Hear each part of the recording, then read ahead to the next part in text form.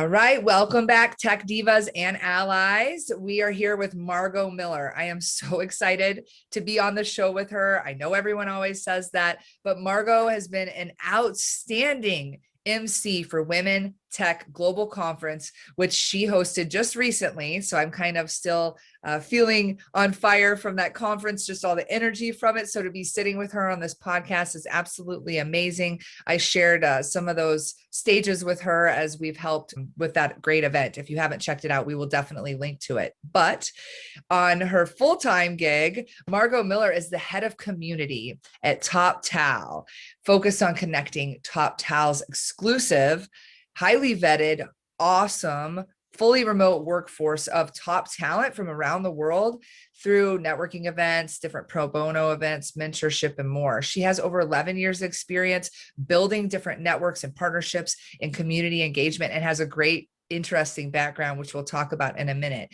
She oversees in her current day job program direction, working in the tech industry and startups.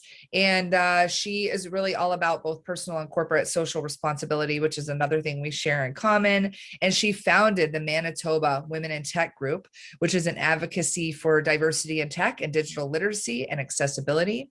And she's the host and producer of Start Canada podcast. If you haven't seen it, very beautiful podcast where she interviews startup founders, innovators, thought leaders from the heart of Canada, are my neighbor here from Michigan. So talking about all the things and finding out how they launched and grew their big ideas. So we share a lot in common. So we're just going to have a great conversation today. Thanks for joining, Margaux. Oh my gosh, so fun. And it's so funny to hear you say all that stuff, Nicole. I know, I'm used to the other side of the coin where I'm introducing people like you were saying. I got to hang out with you on stage and introduce speakers like you from around the world at the Women Tech Conference recently, which was a lot of fun. But yeah, it's so funny to be on the other side of things. Well, there's always something we miss in the bio. Do you have any fun facts that you could share? As you mentioned, bios are usually this very polished top of the top, and you earned it. So part of our show is celebrating success. And so quick pause to celebrate you, snap over to you for being amazing. But what are we missing? What other fun stuff can you tell us about Margaux? Oh my gosh, so fun, Nicole. You're totally right. There's for sure things I used to have on there that have scraped away over the years. There's some fun stuff. When I first was like staring at tech gear, so well before I had the podcast, I was like 17 or 18. And I actually did the voice of a cartoon, which is like the funniest job. But it got me comfortable on the mic, which then like eventually I think, led to podcasting and some of the stuff I'm doing now. So yeah, that's a fun one. I also used to sell custom wine cellars around the world. So I have my WSET level 2, like wine education, and all these like really cool things that have nothing to do with the tech industry that I'm in now, but are a lot of fun. What was the character? Oh my gosh, there were 5 of us in every episode. We were like the main kids on the block. We were kind of like, we were characters. They weren't humans per se. And my character had superpowers that I could hear really far away. Did you change your voice and anything fun? A little bit. I don't think I could do it now because this was like ages ago now, Nicole. But every episode my line was, I can super hear it. Yes. Yes, that is so awesome. Well, you've come a long way from building wine cellars and talking like a cartoon, which are 2 things I would love to explore with you in Napa over some wine. I think we can have super hearing and talk about technology of wine. Let's strategize for that one, Nicole. Yes, for sure. But you do get to hear a lot of topics. So you're exposed. Women Tech Global Conference is a great sampling of a million different things that we could talk about. But our show is here to give success secrets that you have found in your life and your career and your journey and your conferencing that can help tech divas get better. So is there something that comes to mind? Yeah, absolutely. I mean, I think the very first thing that comes to mind is just like, even from my story, what people probably already are piecing together is that I didn't go to school for a technical role. But when you're at all these events and you're in these communities and you're just kind of listening and paying attention, like if you're listening to this show and you're not in tech yet and you're thinking like, these women all sound really cool, like maybe that could be me one day. I think it's like, just, yes, it can is the very quick, narrative, because like I'm a good example of that. It's a cool industry. It's growing really fast. If most lists that you look up, if you're searching it online, will tell you that IT or information technology is amongst the fastest growing industries. So you're looking at like even jobs around like computer support, even just the people who are physically supporting individuals, like replacing or updating their computer software, their equipment. Even just that industry is growing by 12% over the next decade, they're saying. And that's not even us getting into data analysts, e-commerce, digital marketing. And like, that's the thing, right? Tech is not just programming. There's so many roles around it. And there are these huge, fast moving tech companies that are so exciting to work for. And you don't necessarily need to be in like a really heavy technical role to get in. You can get there eventually if you want to, but there's a lot of ways to kind of break into the industry without needing to necessarily feel like you're really far from that kind of really technical function. Yeah, absolutely. That's key that we sell that or speak to that, because I think too often people think that you have to be in the basement coding at a young age. In fact, I did an interview once where they were like bioing me, and I was like, hey, I absolutely was not the kid building computers in my basement when I was like in 3rd grade. And they misquoted it on the article and said I was like building computers in my you were basement. the opposite. Oh no. And I was like, ooh, did that publish? And they're like, yeah. I was like, that is not correct. That is the but we're just going to roll with it. But no, but it's important to have the narrative that was what it should have been there for you, right? Which is like, there's different ways you can get into it without it necessarily being like what you grew up doing. Even when I got into tech, like a little more about my story there, I was recruited out of the wine cellar industry that I was in into a role at like a really rapidly changing tech startup. They were doing facial recognition and people tracking technology. So like sensors, pinging your phone, that kind of stuff. So you could track people's passage, like where they were going in international airports around the world. And so I was coming from basically what was the manufacturing industry, specifically like marketing and sales. And that's like a whole other conversation to move into tech. And, you know, all that to say, the transition was not all that bumpy for me, right? Like if you want to learn, you're going to pick something up. And again, like I was in a role where I was in like a support function because it was a startup. I was kind of the person who captured like everything other than what the really technical team was doing. So we had our database people, our architects, our analytics people that were looking at all this data that we were assessing of tracking people at airports. And I was there to do like all the surrounding efforts. And I think the biggest thing for me was learning the language of technology. So I think, listening to shows like this and just participating in events like the Women Tech Global Conference we were at recently, if you're starting to listen to that language, you're already ahead of the game. That was the hardest thing for me when I was younger, getting into it. So we all talk about finding your passion and going from there, which is interesting, right? How did you bridge that from one to the other? And what are you finding that you're passionate about now? Yeah. Oh my gosh. And I think you named some of the things I love about it, but it is interesting, right? Because you hear that story and you're kind of like, well, did she have the passion for it? Like, where is the connection between the two? And you can look this up too, the concept of transferable skills. And I think like more women, if they're thinking of getting into tech, need to kind of like put that down on paper, because we all have skills that are amazingly effective to move into the tech industry. And we just maybe don't see them like at first glance. And I'm going to I'd love to get into some of those, with some of the time that we have here today. But for essence of this question, as far as passion, I was passionate about connecting people, about like making a difference, about being, being able to engage groups of people. And so now in my role as head of community, that all really makes sense. It all kind of laddered up to where I am now. But in the meantime, when I was in this like crazy tech startup at the time, that was really kind of wildly changing all the time, I got to travel with it. We were doing major events and shows like around the world. And we went into the acquisition phase while I was with them. And so I got to kind of manage the due diligence knowledge transfer when we were being acquired. And again, that's where like my tech language really had to skyrocket. I had to learn quickly to help transfer all that knowledge.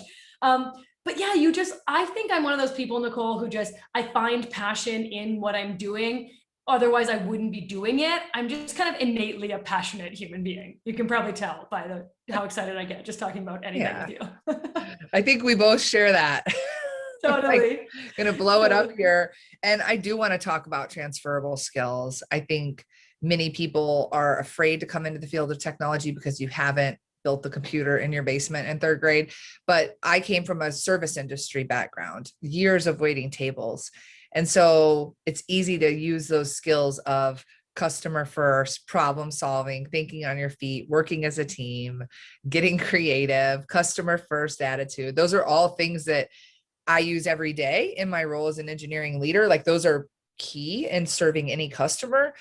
What are some good examples you have of transferable skills? Yeah, that's such a perfect example. I think the biggest one is the misconception that a lot of people have, and a lot of women and girls, that is that tech is not creative. I think that a lot of people think of technology, and that's wrong, right? Let's just make sure our words, like to your example, let's make sure the words are the right way around. Tech is creative. Technology is consistently presented as this like polar opposite of humanities, of the arts, right? It's being portrayed as the opposite. And even there's studies that show that like many women wouldn't consider a career in tech because it's not creative enough. But the opposite is actually true. The ideas and vision that you bring into technology allow for huge amounts of creativity. It's like everything we touch now has technology as an aspect of it. If we don't have creativity in there, like what are we creating, right? So, that's the biggest one, I think. Another one that kind of goes with that, I think, is this concept that technology is not collaborative. Again, in fact, technology is collaborative. This is another myth in tech that conjures up this image of like sitting alone in the basement behind a computer programming. This is not the case anymore, right? Like maybe you knew someone at one point in time. That's not the case anymore. Tech needs people at its center. Innovation can't happen without relationship building, with teamwork, and we need women in there too, especially, right? Because if we're creating all these products and we're just creating them with one type of viewpoint in mind, this is the conversation of diversity in tech in general, right? Not just women in tech, but we definitely need to be at the table. So this is me being like, get into it because there's opportunity, and it's really, really exciting. It is. And I did some studies for a book that I did on pillars of success. And I talked not just about the low numbers of women in tech, which has actually gone even lower in the wrong direction after the pandemic, because people were challenged at home challenges, kid challenges, yes, lead to women leaving the workforce. But the main takeaway in the book was not just how having women on your team can build culture, boost productivity, make you money, but innovate. Like if we want to take on challenges, whether it be aliens, hunger, clean water, the things that we really need to do as humanity together, we're only going to do that when we take everybody's views coming together and using technology to do it. So by having more diversity on your team, specifically in this case, women in technology, helping build those, it's like AI. If we have a bunch of white men building AI, then that AI will be built with an inherent bias. So, and definitely want to second what you said. The creativity is what drives that. The collaboration, the ability for women to lead conversations where everyone has a voice, because you're giving a chance for everyone to be heard. It's a gift that women have to make people feel nurtured, included, and heard. Yeah. And that is very important in all of the innovation life cycle of products, technology, and creation of solutions that are going to make the world a better place. So that's a great example that you gave. And even Nicole, in what you just said, I want to call out like one point, because you were saying, during the pandemic, how like we kind of went down in numbers of women in tech. But I think, if I'm not mistaken, the narrative is actually really that women went down in all industries, right? But because of exactly what you said, because they had responsibilities at home and they were the one to kind of step down and take on that other set of responsibilities. So we definitely, as women in the workforce, kind of, I think, took a bit of a hit there. But one thing that I think is really cool to mention with tech is that typically in tech, a lot of sectors outside of tech are still working this like 9-to-5 kind of strategy. Whereas in the tech industry, a lot of companies have upped their game more than I think other industries, where people in tech can now work other places than just the office. Sometimes they can simply contribute from working at home. And so more long-term, like this is permanent outside even when the pandemic is wrapping up. And so women can enjoy this element, especially for those that are thinking of starting their family or those who already have one, to find a bit more balance of that home work life effectively. And again, like you can dig into the numbers. This is a trend that we're seeing way more prominently in technology and in tech companies, that flexibility. Yeah. And the flexibility is driven by technology. Right. The ability to work from home because you have all the tools that you need. Yeah, absolutely. It was funny. I've been talking to a lot of women about this upcoming collab book, and a lot of people are like, hey, I want to read what you posted, but I can't do it unless it's on my phone, because they find that they're putting themselves, maybe they have that few minutes to check in on something or to read something, but if they have to be a captive behind their computer sitting at a workstation, it's not going to work.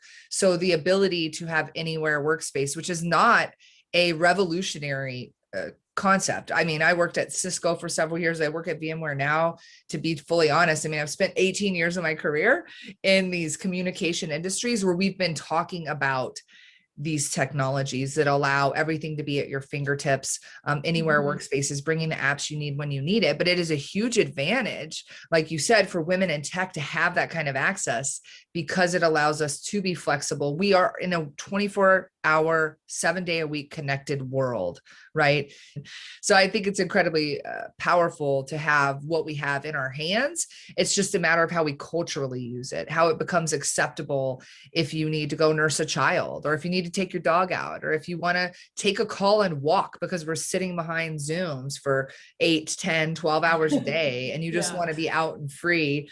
So you might be breathing heavier, but you're working as well. So it's incredible. I do totally breathe heavier if I try and walk and talk. I always think I can do it suave, and then it doesn't happen, Nicole. Margaux, what do you think about that? And you're like, well, it's funny because the voice does carry those little things with it. Yes. And nuances. They're like, are you okay? You're like, oh no, I'm just walking. And then you're like, well, I feel guilty that I'm walking, but that you're not staring at your computer. Yeah. Absolutely. You know what's really interesting too, and this is, I got a really, really cool opportunity to be part of some really big research papers at the role I was in just before this one, where I was supporting our provincial technology association. So basically like a not-for-profit that's funded to support major tech companies or all sizes of tech companies to just thrive and grow, so that we keep amazing companies like in our province and our country growing, right? And these exist all over North America, all over the world, really. But the project I got to work on was so cool. It was all about digital literacy, and especially when it comes to education systems and how there's this like really varied access to tech and access to really connectivity is the bottom line of it.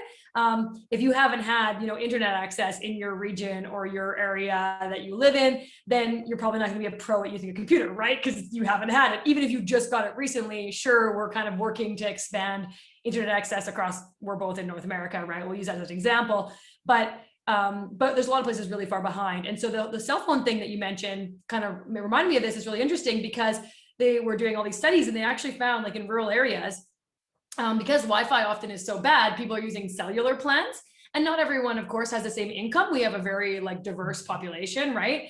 And so people have like prepaid plans a lot of the time, many people. And so when you deplete your gigabytes that you have for the month, right, then you no longer have the access to scroll the internet, use social media, watch videos on YouTube, whatever it is.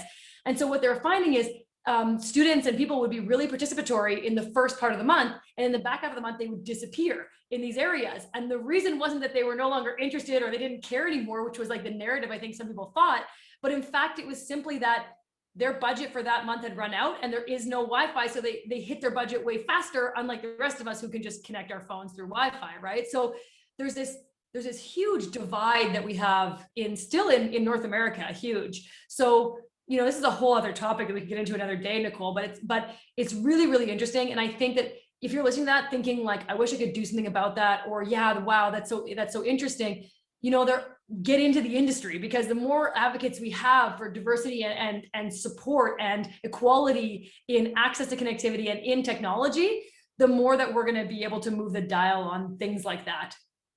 Yeah, because we have people who've been there and have family and friends and they're from it. And diversity is not just your sex or your race. It's where you came from, where you've been, what have you experienced, what types of people have you been around, who do you surround yourself with? Makes me think too of this innovation where they were like bringing buses that had the Wi-Fi hotspot into low-income neighborhoods, and the bus would be able to give everyone a jumping point for internet. But it was someone creatively, when you talk about creatives being in tech, someone's like, hey, we need to solve this problem. And that's why, again, we want you to come and join us. We're like a little promo for bringing everybody in who might be listening, because that's the type of ingenuity that we need to think differently and think in a way that gives access to everyone. Internet access is absolutely key. Again, the Cisco background, VMware, it's all about that connectivity to each. And what's really interesting in any revolution, like the Industrial Revolution, you can't spell revolution without evolution. And usually it's steps. Like in North America, in these first world countries, where we've got a little bit of internet. We had the AOL plans. Beep, beep, beep, beep, beep, beep. Then we got a little faster. We did evolve up through a chain. Whereas now you're having that whole AOL, this. They're going from here to here. And it's like bringing it into these other countries and actually leveraging technology to grow ourselves and to grow our companies and to grow our economy and to improve our planet and things like that. That is where it becomes really important for our world. Which I think like hits on another perfect misconception of working in tech, right? Which is that a lot of the work, you might not feel connected to it, but in fact, so much work in technology is meaningful work. While, a tech career might sound technical, again, like we were saying before, we shouldn't assume that it's just going to be, again, like coding or building a computer, like building a PC all day. There's so much more to it. You can really have success in an IT career without doing those things. And I think that like a lot of time women want to go into an industry or a job because the role uses like their problem solving skills that they're really good at. And now, like, what do you need to be a good problem solver? Often that's the ability to empathize, right? To see the problem from all sides and with full understanding. And, who do we typically say has really good empathizing and empathetic skills?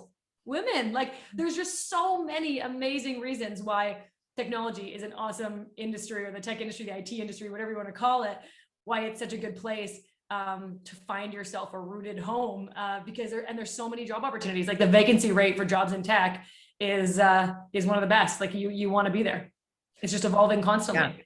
In fact, I think the foundation of design thinking, which is so common in tech industry of problem solving, is user-centric. Like, be the user, be one with the user. So you're absolutely right. It takes empathy to do that. Now, speaking about we're careers in tech, pumping everyone up as we are today, you've moved into community manager role. And I think that's a really common place that I do see people jump into technology, actually, because they can transfer those skills. It's a very open way. Do you want to talk a little bit more about the community manager role, especially for a tech company? Because they're common, Microsoft has community leaders, all of these big companies have these different community advocates, and what type of day-to-day that looks like for you.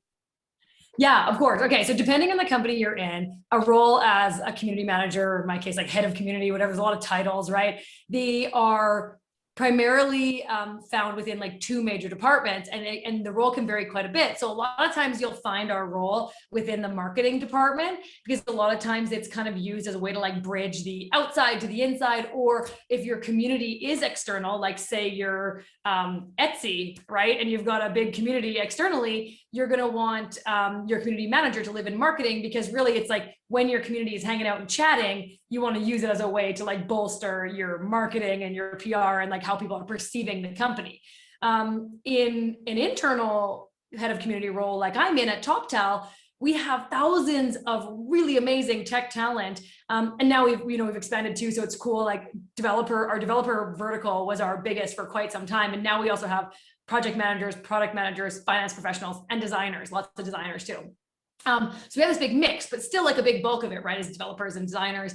And so our job is to, really focus on the talent, the success of those freelancers and amazing like workers who are choosing to freelance with our network, right? And so in their community role, we're really doing everything from like connecting peer-to-peer to mentorship to programming, so that they can like give back to the community, or learn to be better public speakers, or do like all of these really amazing things that we're upskilling once they're in with us. And so it's really exciting and super multifaceted, Nicole, and like a lot of fun. You certainly do need to understand the what barriers people have to participating. There's very different level maybe of interactivity that people in tech prefer, because there's a really big range of like whether people are introverted or not, compared to like if you're building a community of people, again, like using the Etsy example of people who are like naturally creatives, who are putting their work out there. There's a bit of a difference, right? And so you have to know your industry for sure, but it's certainly really exciting, a lot of fun. And And it's fun to really dig into the human side of tech, which this role is, right? It's really getting to know like what makes people tick, why do they want to be involved, what do they love about your product, your service, your company that they want to kind of like hook onto and that you can give them more of. And really it's just trying to give people an amazing experience at the end of the day through all these different avenues. And so, yeah, I certainly have to be very creative and on the ball, and also really logistically like sound in all the decisions we're making. So yeah, it's really varied, which is a ton of fun for me. And I think uses like a lot of transferable skills like we talked about before. Well, Margaux, we've talked about a lot of great things, and I think we should have another conversation because there's so much to talk about, but we talked about transferable skills, the power that women can have in the field of technology, how it is not boring is awesome. That's right. It is a space to be creative. It's a space to innovate. And most of all, that yes, you can. We welcome you here. Margaux and I are your welcome committee into tech. Come on in, join us. We're at the door greeting you, ready to connect you. And that's what like Women Tech Net and the global conference do. It connects the different people together. So if you find yourself, you're not going to be the only person who comes from an artistic background into a role in tech. There's always someone like you somewhere. It's just got to network and find those people. But before we go, what last success secret, or what do you want to leave our tech divas with that can help them get 1% better?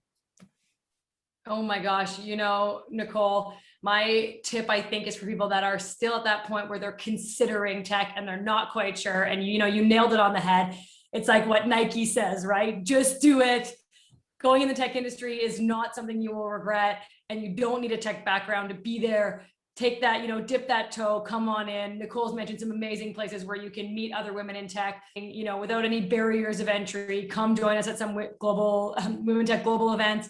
Come, join us on our platforms, tune in. Like, this is all things that you can do to just start meeting women. And just honestly, I guess, a second tip I'm going to sneak in here is just reach out to people that you want to talk to who might be like doing the job you want or working, amongst people or in the industry that you want to be in. So many women in tech got there from collaboration, from amazing relationships, meeting people like we did between Nicole and I, and just staying in touch.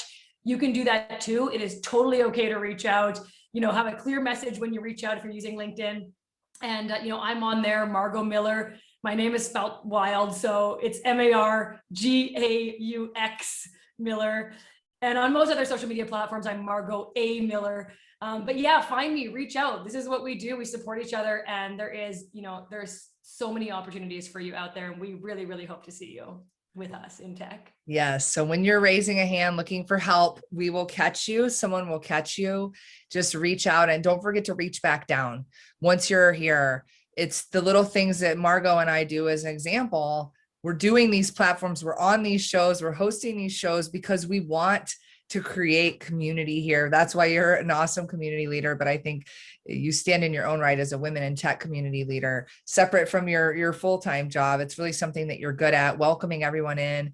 And I just encourage people to give it back because everyone's really looking, when you want to leg up, don't forget that you always have something. Even if you're a first year in a tech job, you've made the jump, right? Who can you help? There's always someone who needs your help.